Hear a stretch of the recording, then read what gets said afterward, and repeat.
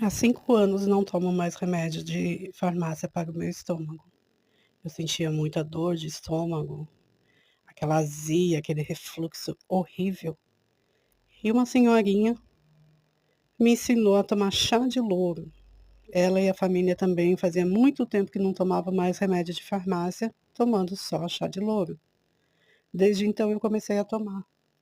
E desde então, nunca mais coloquei um comprimido de estômago pra o de remédio para o estômago, né. Hum, não, nunca mais precisei, não tenho mais azia. E quando eu abuso um pouquinho da comida, eu vou lá e faço o meu chazinho como hoje e tomo. Vim passar para vocês, porque essa é uma dica maravilhosa, porque o louro tem muitas propriedades e uma delas é essa, tratar bem o seu estômago, te tirar do remédio de farmácia. Aproveitem.